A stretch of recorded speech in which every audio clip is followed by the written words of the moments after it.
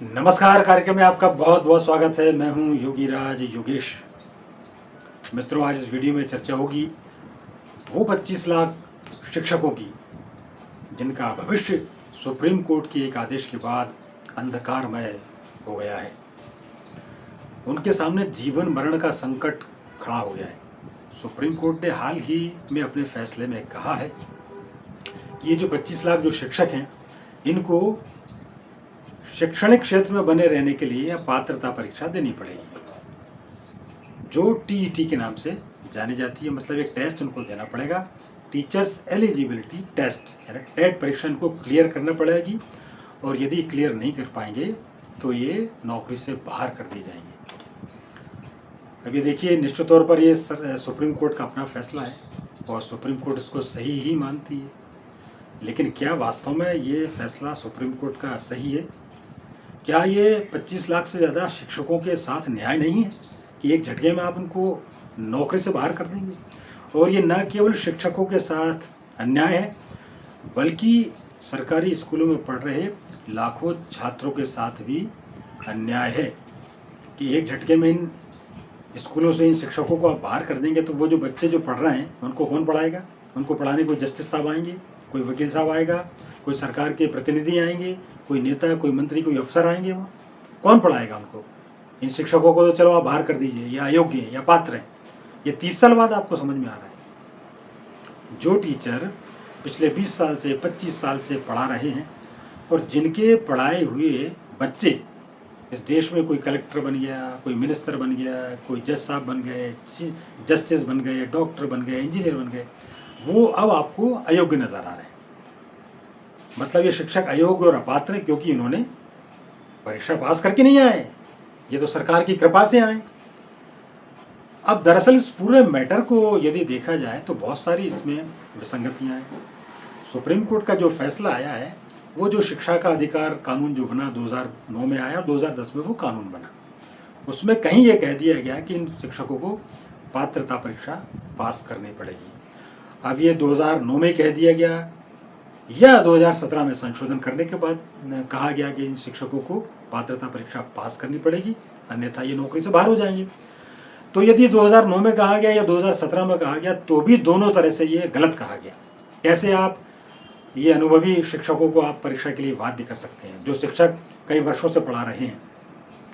और ये वो शिक्षक हैं जो बेसिक ट्रेनिंग प्राप्त हैं, इनमें से कई बीएड हैं, डीएड हैं, बीटीआई हैं, और सरकार द्वारा शिक्षा के लिए समय समय पर दिए गए प्रशिक्षण प्राप्त हैं। सरकार इनको मानती है कि ये काबिल शिक्षक हैं और इन शिक्षकों ने कई काबिल छात्र तैयार कर दिए। लेकिन आपको अब यह समझ में आ रहा है कि चूंकि इन्होंने परीक्षा पास नहीं की इसलिए अपात्र हैं, ये अयोग्य हैं। अब इस फैसले के बाद से कई तरीके की बातें न केवल शिक्षा जगत में हो रही हैं, प्रशासनिक हलकों में हो रही हैं, सरकार के तौर पर हो रही हैं। और मैं एक बात यहाँ पे और कहता हूँ कि सुप्रीम कोर्ट का यह फैसला उन पंचायतों के खिलाफ भी फैसला है जिन पंचायतों ने इन शिक्षकों की नियुक्ति की थी। आप पंचायतों को अधिकार देने की बात करते हैं, ऐसे अधिकार देंगे आप? पंचायतों ने अपने बिहाफ पे इन शिक्षकों को भर्ती की। उस समय जो पद्धति थी शिक्षकों को भर्ती करने की, चाहे वो ओरल टेस्ट हो या इंटरव्यू के जरिए हो, ये शिक्षक कोई अपनी मर्जी से शिक्षा विभाग में नहीं आ गए। बाकायदा इनका इंटरव्यू लिया गया, पैनल डिस्कशन हुआ और इनकी शिक्षा मापी गई। प्राइमरी शिक्षक के लिए जो आवश्यक योग्यता थी, BTI, BEd, higher secondary, BA, MA, वो इन्होंने फुलफिल की। फिर इनका इंटरव्यू हुआ और काबिल लोगों ने इनका इंटरव्यू लिया गया, वो जो पंचायतों के प्रतिनिधि थे। क्या आप इस फैसले के बहाने ये बताना चाहते हैं कि वो जो पंचायत के प्रतिनिधि थे उन्होंने गलत फैसला लिया, पंचायतों ने गलत इनको नियुक्ति दी? जब आपको शिक्षा के क्षेत्र में बच्चों को पढ़ाना था तब आपने 500-500 रुपये में इन शिक्षकों को भर लिया, तब आपको इन शिक्षकों की वो दया, आर्थिक स्थिति की याद आपको नहीं आई, और फिर आपने धीरे से इनको परमानेंट कर दिया गया।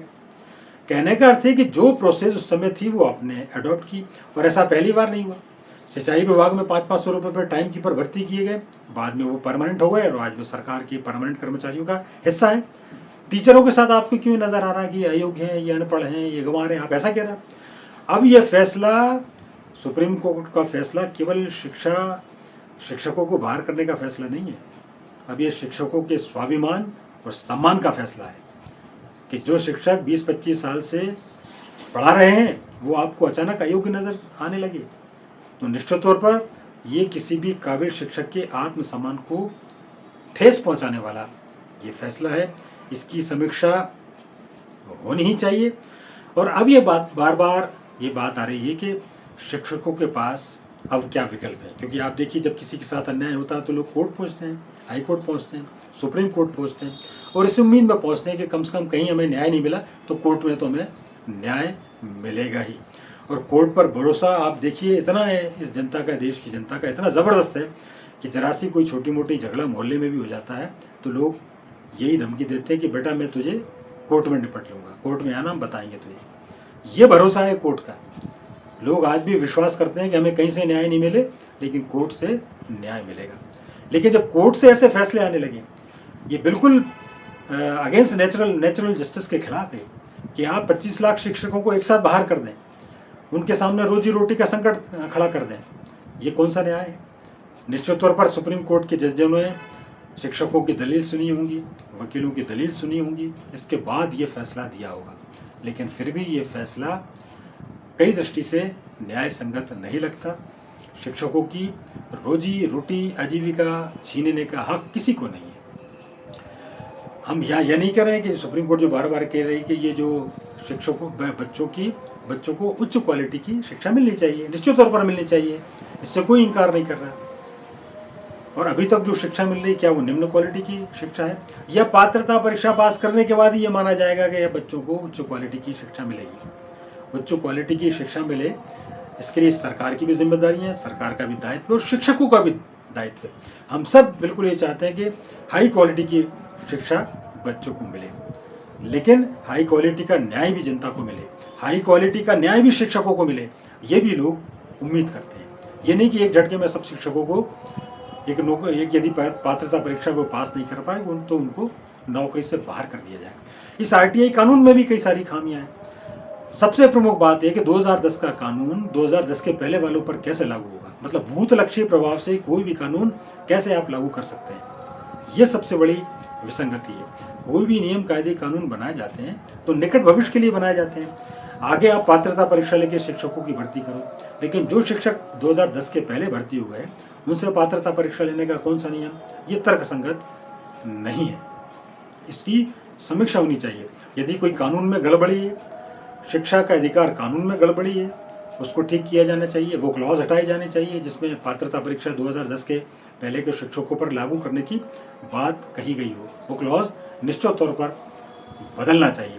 अब ऐसा तो ये होगा कि सरकार का जिस दिन मर्जी आई उन्होंने एक कानून आज बना दिया और कह दिया ये तमाम कर्मचारियों पर पहले की तरह भूत लक्ष्य प्रभाव से लागू होगा। तो आज शिक्षकों के साथ ये हुआ, कल सिंचाई विभाग के साथ ये होगा, परसों डॉक्टरों के साथ होगा, इंजीनियर के साथ होगा। आज कोई भी कानून बना दें और उसको भूत लक्ष्य प्रभाव से लागू कर दें, सब परीक्षा दें, जो परीक्षा नहीं दे पाए वो बाहर हो जाए। अब पुलिस विभाग में यदि आप कहें लोगों से जो सिपाही हैं या जो इंस्पेक्टर हैं जो बड़े पोस्टों पर बैठे हैं, उनका फिटनेस टेस्ट आज आप सब ले लें, आधे से ज़्यादा बाहर हो जाएंगे। किसी की तोन बड़ी है, कोई मेडिकली अनफिट है, कैसे वो पुलिस की नौकरी कर रहा है? सवाल अब इस बात का नहीं है कि आप परीक्षा लें या किसी को बाहर कर दें। सवाल आप किसी के आत्मसम्मान को ठेस नहीं पहुंचा सकते। अनुभव के आगे तमाम डिग्रियां फेल हैं, कोई भी शिक्षा, कोई भी पात्रता परीक्षा फेल है।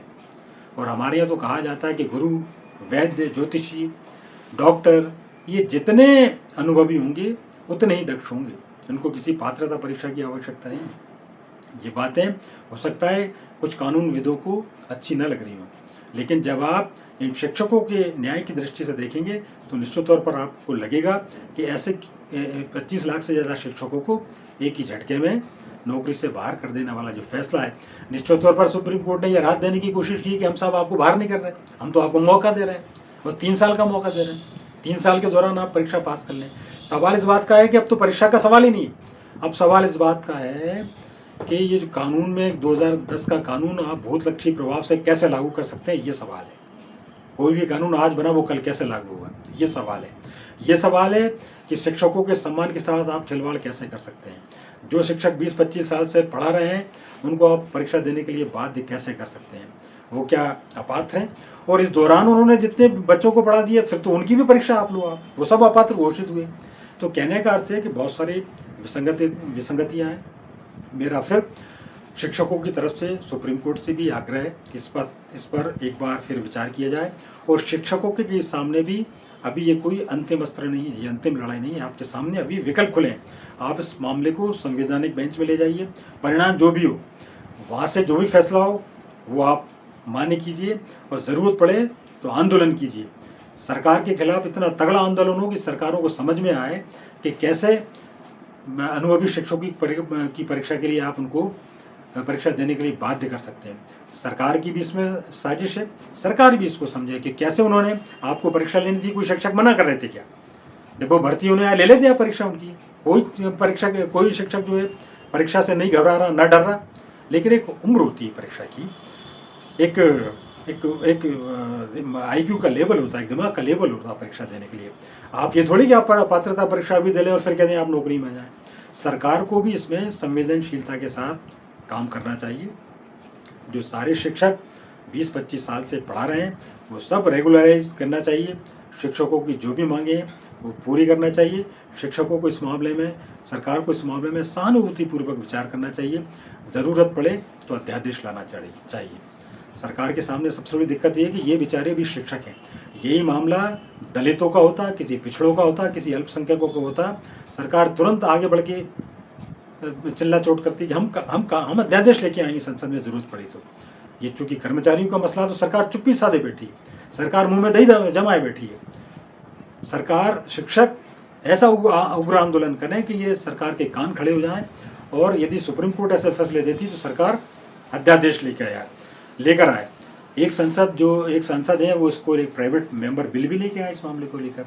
वैसा कानून बदला जाना चाहिए, 2009 या 10 का जो कानून है शिक्षा का अधिकार, उसमें संशोधन किया जाना चाहिए। ये सरकार की तरफ से इसमें काम होना चाहिए। तो अभी शिक्षकों को निराश होने की जरूरत भी नहीं है। शिक्षकों को पूरा दबाव सरकार पर बढ़ाना चाहिए। सुप्रीम कोर्ट की संवैधानिक बेंच तक इस मामले को ले जाना चाहिए, क्योंकि अभी सारे विकल्प शिक्षकों के सामने खुले हैं और अंतिम विकल्प है आंदोलन का। आप ये बताइए कि तमाम सारे कार्य सरकार इन शिक्षकों से करा रही है। राष्ट्रीय महत्व के सारे काम शिक्षक करते हैं। यदि ये शिक्षक अयोग्य हैं तो कैसे जनगणना कर रहे हैं, कैसे एसआईआर कर रहे हैं, कैसे चुनाव की ड्यूटी कर रहे हैं? तब तो सारे शिक्षक योग्य होते हैं। इसलिए सरकार को भी इस मसले पर सुलझाने के लिए आगे आना चाहिए। शिक्षकों के साथ हर हाल में न्याय होना चाहिए, मेरा यही मानना है। और शिक्षकों की तरफ से एक बार मेरी सुप्रीम कोर्ट से दरखास्त है कि वो इस पर दोबारा से विचार करें और शिक्षकों के हित में फैसला लें। मुझे पूरी उम्मीद है कि आने वाले दिनों में फैसला निश्चित तौर पर शिक्षकों के पक्ष में आएगा। ये वीडियो में फ़िलहाल इतना ही। आप हमारे साथ बने रहिए, जुड़े रहिए और देखते रहिए हमारा चैनल। ये वीडियो यदि आपको पसंद आया हो लाइक करें, शेयर करें, हमारे चैनल को सब्सक्राइब करना ना भूलें। साथ ही बेल आइकन को प्रेस करें ताकि हमारे नए वीडियो से संबंधित नोटिफिकेशंस आपको मिलते रहें। अगली बार फिर किसी नए विषय के साथ आपसे बातचीत होगी। तब तक के लिए आज्ञा दीजिए। नमस्कार।